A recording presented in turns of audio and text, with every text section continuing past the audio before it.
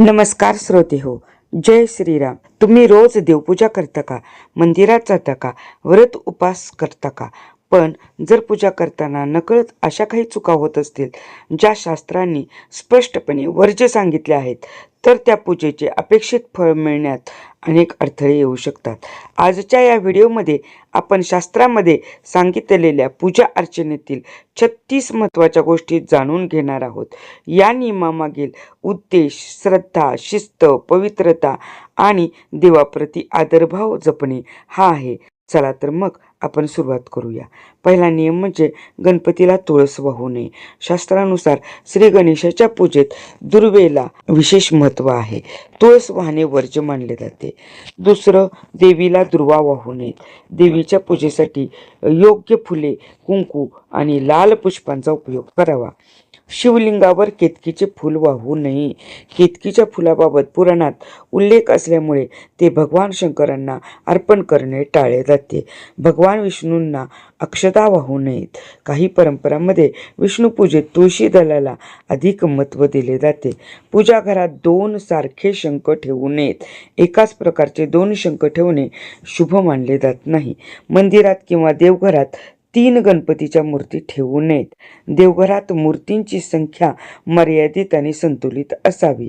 तुळशीचे पान कधीही चावून खाऊ नये. तुळशीचे पान आदराने गिळावे, चावू नये अशी परंपरा आहे. दारात चप्पल, बूट उलटे ठेवू नयेत.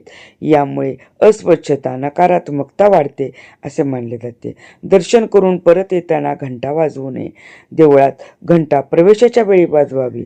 दर्शनानंतर शांतपणे बाहेर पडावे. एका हाताने आरती घेऊ नये. दोन्ही हातांनी भक्तिभावाने आरती घ्यावी.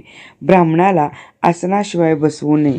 आदरपूर्वक आसन देणे ही भारतीय संस्कृतीची परंपरा आहे. स्त्रियांनी दंडवत प्रणाम करणे वर्ज्य मानले जाते. स्त्रियांनी नम्रपणे हात जोडून किंवा गुडघे टेकून नमस्कार करावा. दंडवत घालू नये. दक्षिणेशिवाय ज्योतिषाला प्रश्न विचारू नये. ज्ञानाचा आदर म्हणून शक्य असल्यास दक्षिणा अर्पण करण्याची परंपरा आहे. घरातील पूजेसाठी अंगठ्यापेक्षा मोठे शिवलिंग ठेवू नये. मोठ्या शिवलिंगासाठी विशिष्ट नियमांचे पालन आवश्यक मानले जाते. तुळशीच्या झाडाजवळ शिवलिंग ठेवू नये. दोन्हींची पूजा पद्धती वेगवेगळी असल्यामुळे हा नियम सांगितला जातो. गर्भवती महिलेने शिवलिंगाला स्पर्श करू नये. काही परंपरांमध्ये हा नियम सांगितला जातो.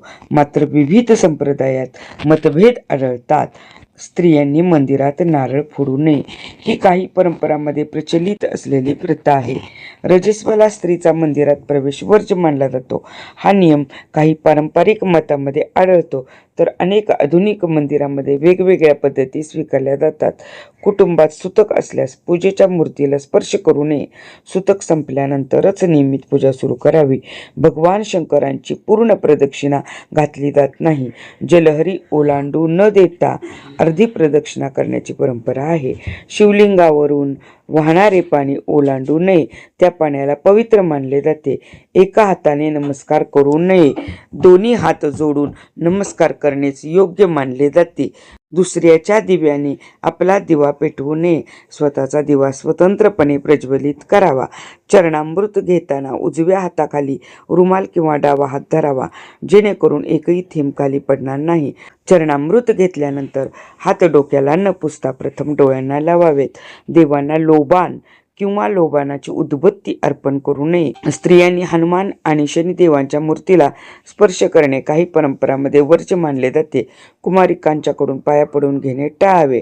लहान मुलींना आपल्या संस्कृतीत देवी स्वरूप मानले आहे.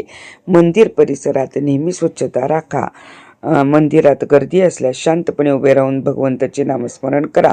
मद्यपान केलेल्या अवस्थेत मंदिरात प्रवेश करू नये. मंदिरात प्रवेश करताना उजवा पाय आणि बाहेर पडताना डावा पाय प्रथम टाकावा. घंटा अति जोरात वाजवू नये. तिचा नाद मधुर किंवा मंगल असावा. शक्य असल्यास मंदिरासाठी स्वतंत्र स्वच्छ कपडे ठेवावेत. मंदिर जवळ असल्यास अनवाणी पायी जाण्याचा प्रयत्न करावा. नम्रता आणि भक्तिभाव त्यामुळे दिसून येतो. देवाचे दर्शन घेतल्यानंतर लगेच परत फिरू नका. 2 मिनिटे शांत बसून भगवंताच्या रूपाचे चिंतन करा. तसेच आरती घेतल्यानंतर आणि दिव्याला स्पर्श केल्यानंतर केल्यानंतर हात स्वच्छ धुवावेत. या नियमापैकी काही नियम विशिष्ट परंपरा, संप्रदाय आणि स्थानिक धार्मिक प्रथावर आधारित आहेत. यामुळे आपल्या घरातील कुलाचार, गुरुजी आणि मंदिरातील परंपरेनुसार आचरण करणे योग्य ठरते. श्रोते हो, आजची माहिती तुम्हाला उपयुक्त वाटली असेल तर हा व्हिडिओ नक्की लाईक करा आणि आपल्या कुटुंबियापर्यंत व मित्रांपर्यंत शेअर करा. अशाच प्रकारचे ज्योतिषी उपाय, धार्मिक माहिती, वास्तू टिप्स, तोडगे, पंचांग, राशी भविष्य निमित्त पाहण्यासाठी व्यंकटेश ज्योतिष हे आपले यूट्यूब चॅनेल आत्ताच सबस्क्राईब करा आणि बेल आयकॉन दाबायला विसरू नका. तसेच माझ्या व्हॉट्सअप ग्रुपमध्ये सामील व्हायचे असेल तर खाली कमेंटमध्ये दिलेल्या लिंकवर क्लिक करून अवश्य जॉईन व्हा. त्या व्हॉट्सअप ग्रुपमध्ये तुम्हाला दररोजचे पंचांग, रोजचे राशी भविष्य, धार्मिक माहिती तसेच रामरक्षा स्तोत्रे, मंत्र आणि संस्कार वर्गाच्या लाईव्ह सत्राची लिंक दररोज नियमितपणे मिळेल. आपला अमूल्य वेळ दिल्याबद्दल मनपूर्वक धन्यवाद. श्रीराम, जय कृष्ण, जय हर हर महादेव. गणपती बाप्पा मोरया.